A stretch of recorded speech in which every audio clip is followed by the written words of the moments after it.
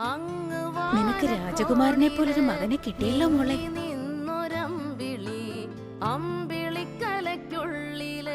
25-ാം വയസ്സിൽ മരണം അവിടെ അന്വേഷിച്ചു വന്നു. എനിക്ക് നീ ഒരു വാക്ക് തരണം. നീ എങ്ങനെ ജീവിക്കുമെന്ന് എനിക്കറിയണ്ട.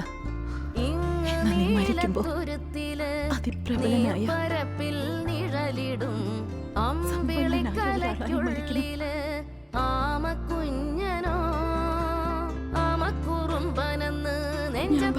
വലിയ പണിക്കാരനാകുമേ.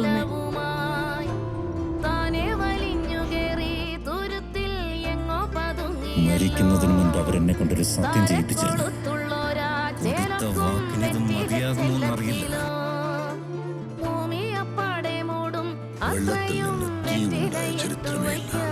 പക്ഷേ ഈ അമ്മയുടെ കണ്ണീരിൽ നിന്ന് തീയുമുണ്ടായി, റോക്കി എന്ന ചരിത്രവും ഉണ്ടായി.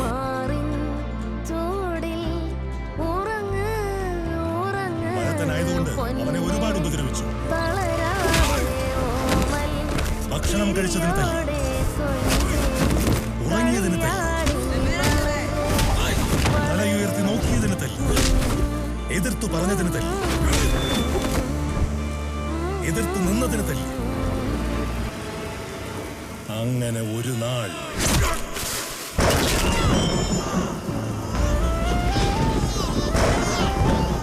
അവൻ തിരിച്ചു തല്ലി.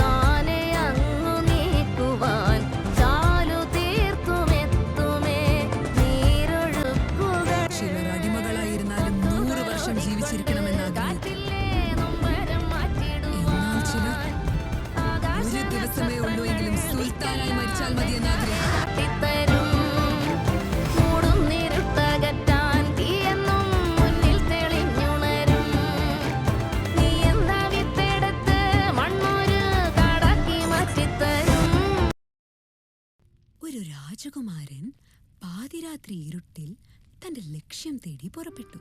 അന്ന് ശക്തമായ കൊടുങ്കാറ്റ് വീശുമ്പോൾ കപ്പലിൽ ഒറ്റയ്ക്ക് ആരെയും ഭയക്കാതെ തിളങ്ങുന്ന സമുദ്രം കടന്ന് അങ്ങനെ പോയി.